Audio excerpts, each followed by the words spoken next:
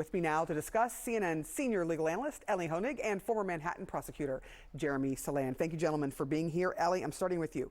If DA Fani Willis is disqualified from this case in Georgia, is the case essentially over? It's pretty close to that. If she is disqualified, big if, we'll find out in a moment. Here's what happens if she is disqualified under Georgia law. Because she's the DA, the office essentially is her. It all acts under her authority. So the entire case would then be sent to this independent body of prosecutors. They would have to decide what to do with the case. They could just let it sort of die on the vine. They could reassign it to another county in Georgia. Okay. But the problem is that's going to take a long time, and we know that because Fani Willis was disqualified off of a piece of this case a couple of years ago where she had a political conflict of interest.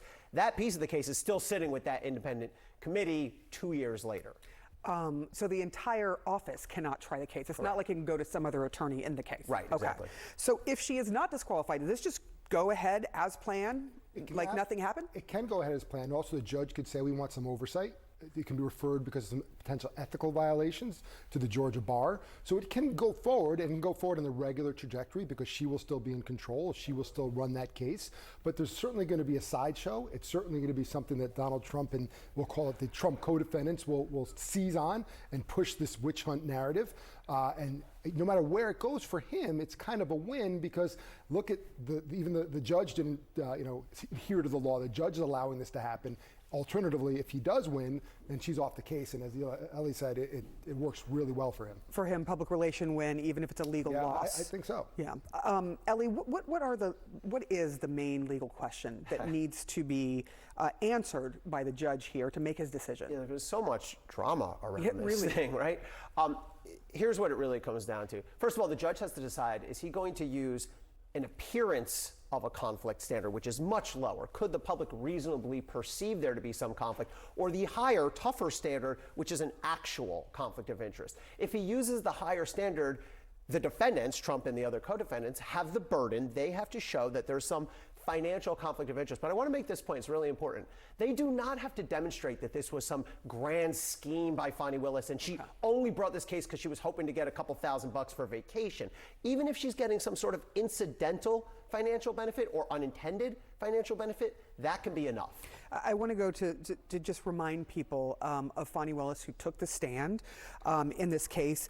This is her on the stand defiantly responding to a question.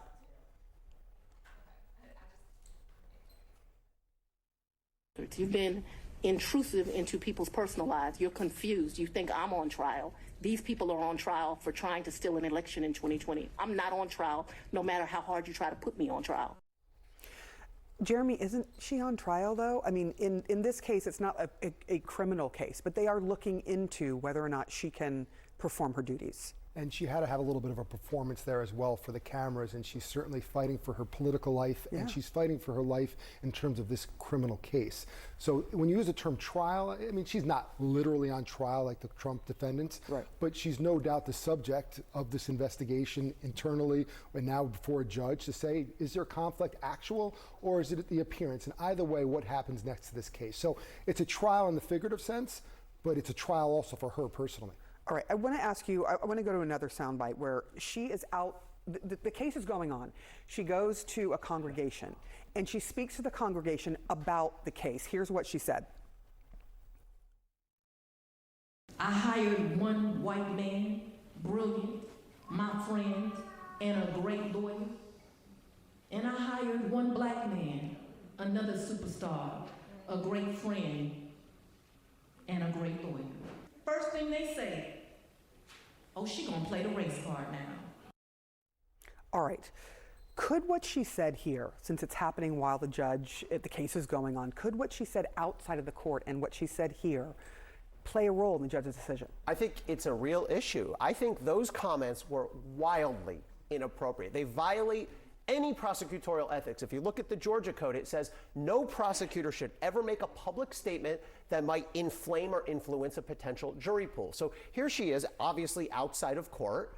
The defendants have just filed the motion that led to all this, and they've said that her hiring of Nathan Wade is sort of caught up in the conflict of interest. And she makes those statements in a church with the cameras rolling. And her defense is, I wasn't talking about the defendants, I was talking about Marjorie Taylor Greene, which is a tough one to accept. I mean, look, every single media organization, including CNN, and every, I think, sane thinking person saw that and said, it's obvious she means the defendants.